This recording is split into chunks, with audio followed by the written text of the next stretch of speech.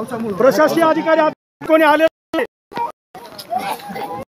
इकडे महिला या ठिकाणी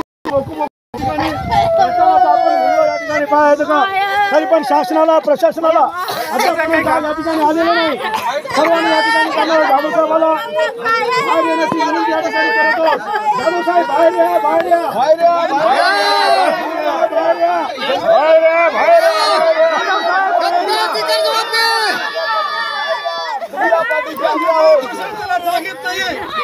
शकत नाहीत। त्यांचे ते साधे सुद्धा तक्रारी त्यांनी नीट करू शकत नाहीत। त्यांना मोबाईल नंबर माहीत नाही, मोबाईल नंबर कळत नाही आणि त्या अनंत अडचणीमध्ये त्यांच्या भरपूर 50% लोकांचे पैसे मिळत नाहीत आणि ते लोक खूप नाराज आहेत। त्यामुळे यांची रेग्युलरिटी येईपर्यंत डीबीटी पद्धत तुम्ही थोडासा स्थिर ठेवा।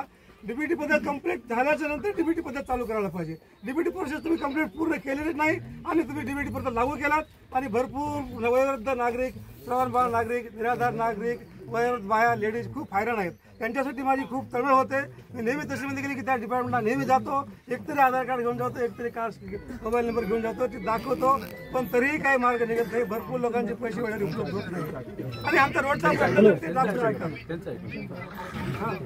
कम झाले कम झाले हो सर हो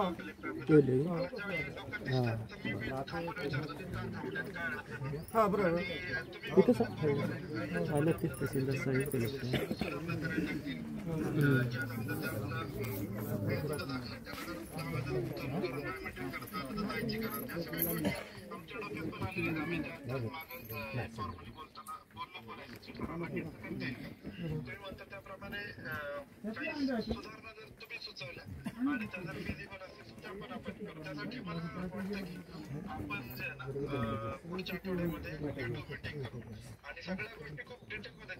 सर शेवटचा फक्त अर्धा मिनिट दोन जे शेतकऱ्यांचे आत्ता आलेत, मी कैलासच बोलतो सर। माझी एक विनंती होती की शासनाजवळ आणि राज्य शासनाजवळ भरपूर पर्याय आहेत, पण आमच्या शेतकरी बांधवाजवळ शेतीशिवाय दुसरा पर्याय नाही।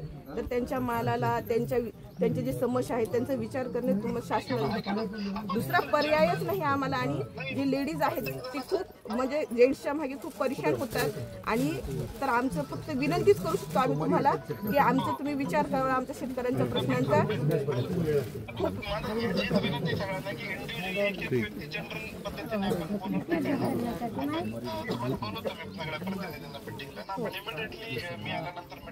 नाही आमच्या शेतकऱ्यांचा दुसरा पर्याय नाही, त्याच्यामुळे आमच्या समस्यांचा विचार करा।